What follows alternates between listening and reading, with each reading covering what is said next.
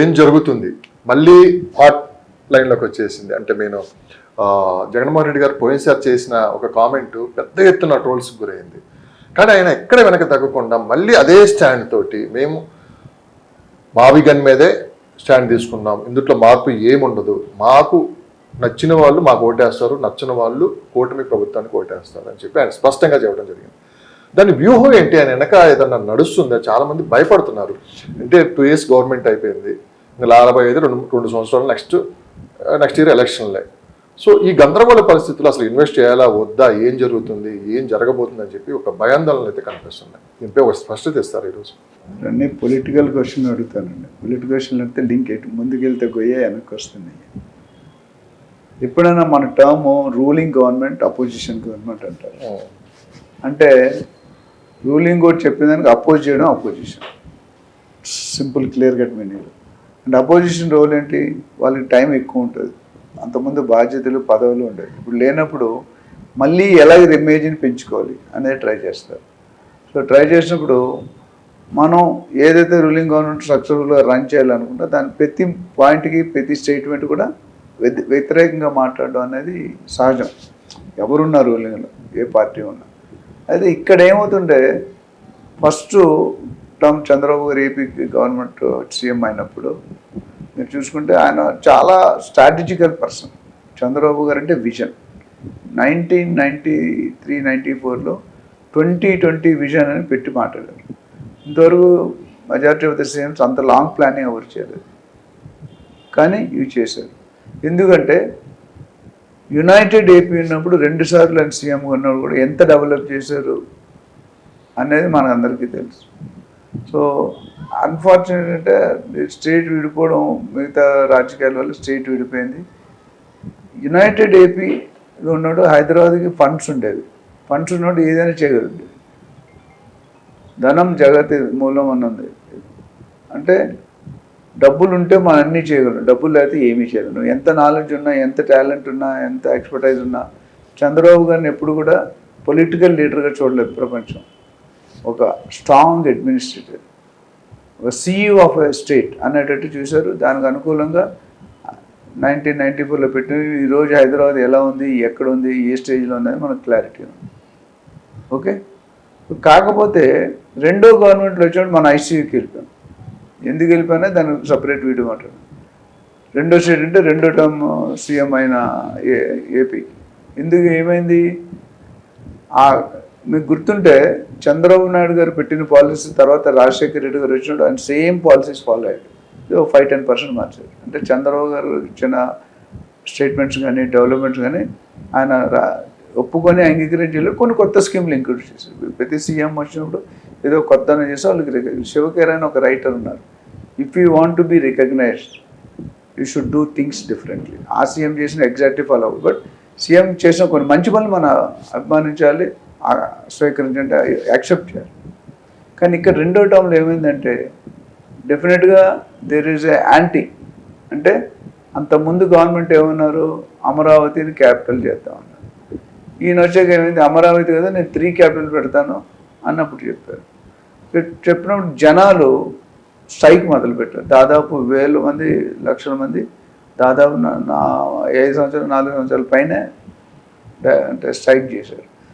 Land owners ఎవరైతే land pooling ఇచ్చారో వాళ్ళందరూ ఒప్పుకోలేదు, ఇంక్లూడింగ్ లేడీస్. వర్షం, ఎండ, చలి అన్నీ తప్పించుకొని అక్కడ కూర్చొని అంటే ప్రొటెస్ట్ చేశారు. చేసినప్పుడు ఏమైంది, ఇప్పుడు జగన్ గారికి అమరావతి క్యాపిటల్ ఇష్టం లేదు. దానికి 100 రీజన్లు ఉండొచ్చు. అక్కడ ల్యాండ్స్ ఉండొచ్చు, లేకపోతే ఇది ఉండొచ్చు. ప్రతి పొలిటికల్ లీడర్ కూడా డెఫినెట్గా they will have their own strategy. ఇక్కడ మెయిన్ పాయింట్ ఏంటంటే నేను అడిగేది, జగన్మోహన్ రెడ్డి గారు అసలు అమరావతి అనే పేరు వినగానే ఆయన ఎందుకు అంత వ్యతిరేకిస్తున్నారు? ఇప్పుడు ఆయన చెప్పింది కూడా ఏంటంటే మావిగన్ అనేది మనం చూసుకున్నామంటే మచిలీపట్నం, విజయవాడ, గుంటూరు ఈ 3 కారిడార్ చేసి ఒక అద్భుతమైన రాజధాని నిర్మిద్దాం ఆయన అంటున్నారు. చంద్రబాబు నాయుడు గారు ఏమంటున్నారంటే అమరావతిలోని ఇవన్నీ భాగం కదా, ఇక్కడికి మళ్ళీ మావిగన్ పేరు మార్చడానికి అసలు ఏంటి కారణం? అంటే ఎవరిని ఇది జగన్మోహన్ రెడ్డి ఇష్టపూర్వకంగానే చెప్తున్నారా, లేకపోతే ఇది ఎవరినైనా భయపెట్టడానికి చెప్తున్నారా?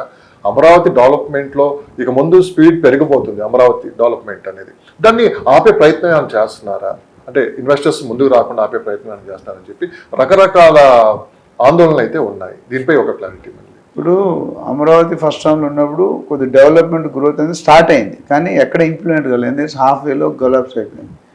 ఈయన ఏమంటున్నారంటే దానికి నేను వ్యతిరేకం, సో నా పాలసీ వేరు, నా సెంటిమెంట్ వేరు అంటారు.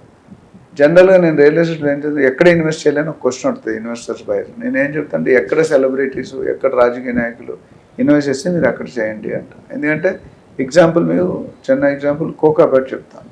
ఏమైంది, కోకాపేటలో ఒకప్పుడు 5 కోట్లు, 10 కోట్లు, 20 కోట్లు, 30 కోట్లు ఉండేది ఎకరం. ఈరోజు ఎక్కడికి వెళ్ళిందండి, 237 కోట్లు పర్ ఏకర్.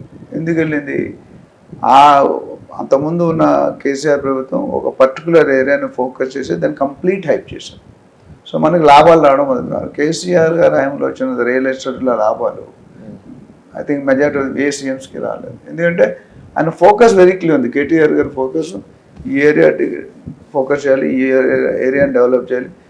ఒకప్పుడు మీరు చూసుకుంటే 30 years బ్యాక్ విజయవాడ హైవే టాప్లో ఉండేది, కానీ ఇప్పుడు వెస్ట్రన్ జోన్ ఏదైతే శ్రీశైలం హైవే, ముంబై హైవే ఉన్నాయో, ముంబై హైవే, బెంగళూరు హైవే ఏదైతే ఉన్నాయో, దాన్ని ఇన్ఫ్రాస్ట్రక్చర్, రియల్ ఎస్టేట్ పెరగాలి అంటే ఇన్ఫ్రాస్ట్రక్చర్ ఉండాలి.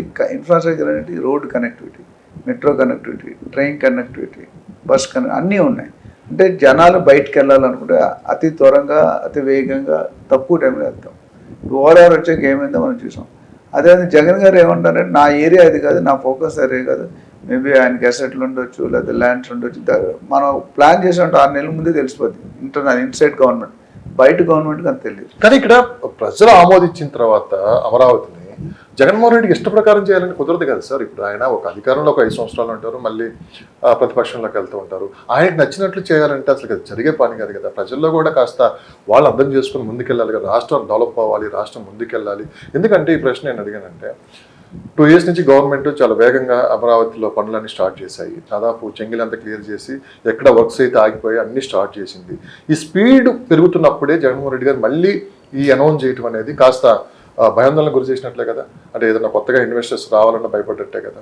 ఏం జరుగుతుంది, రేపొద్దు జగన్ వస్తే మళ్ళీ పాలసీలు మారుస్తారేమో, రేపు అనవసరంగా మనం ఇన్వెస్ట్ చేసి నష్టపోతామని చెప్పి భయం ఉన్నట్టే కదా. కానీ చంద్రబాబు నాయుడు చాలా క్లియర్గా చెప్తున్నారు కదా, అమరావతి శాశ్వత రాజధానిగా ఉండబోతుంది, ఒక మంచి వరల్డ్ క్లాస్ సిటీ చూడబోతున్నారని చెప్పి ఆయన దానికి తగ్గట్లు కూడా పనులు కూడా మొదలు పెట్టారు. ఒకళ్ళేమో స్పీడ్ పెంచుతుంటే మరొకళ్ళేమో దాన్ని వెనక నెడుతున్నారు. దీన్ని ఎలా చూడొచ్చు అంటారు? ఇప్పుడు చంద్రబాబు నాయుడు యునైటెడ్ అయిపోయినాడు, కొన్ని పాలసీలు, కొన్ని ఎయిర్పోర్ట్ దగ్గర అన్ని తీసుకుంది. ఓపెన్ చేసింది ఎవరు, రాజశేఖర రెడ్డి గారు ఓపెన్ చేసింది. సో ఇక్కడ ప్రతి మనిషి కూడా నాకు రికగ్నిషన్ రావాలి, నాకు పవర్లు కావాలి అనే ఉద్దేశం అది. ఇప్పుడు చంద్రబాబు గారు చెప్పిన రూల్ ఫాలో అయితే you just following, you're not a trend setter.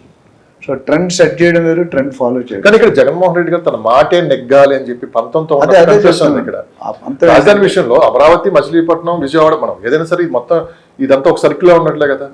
ఇప్పుడు అది అమరావతి అయితే ఏంటి, మావిగన్ అయితే ఏంటి. ఇప్పుడు అమరావతి అనేది ఫస్ట్ అనౌన్స్ చేసి అది ప్రజల్లోకి బలంగా వెళ్ళిపోయింది. అమరావతి అనేది ఆ పేరు కూడా తెలుగు వాళ్ళకి తగ్గట్లు చాలా బాగుంది. అది మావిగన్ అనే దాన్ని ఆయన తీసుకుని రావడం, ఆయన మాట నెగ్గించుకోవడానికి అనేది అంతా జరుగుతుంది. ఇప్పుడు అమరావతికి క్యాపిటల్గా ఎన్నుకోవడానికి ప్రధానమైన 2-3 కారణాలు ఉన్నాయి. Availability of land main. ఇప్పుడు అన్ని ప్లేస్లో అంత ల్యాండ్, ఇప్పుడు వైజాగ్లో అంత ప్లేస్ ఉంటుంది చూసి ఆల్రెడీ సెట్ డెవలప్. అమరావతి అనేది ఇట్స్ ఏ టూరిస్ట్ స్పాట్.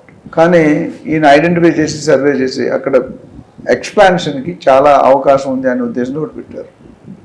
రెండోది central located as far as Andhra Pradesh state is concern. అటు విజయవాడ, ఇటు గుంటూరు ట్రయాంగులర్ లవ్ స్టోరీ. కానీ దాన్ని ఈయన ఎందుకు అపోజ్ చేస్తుంటే ఈయనకేం పేరు వస్తుంది, ఆయన చెప్పింది ఫాలో అయితే how you will get recognise.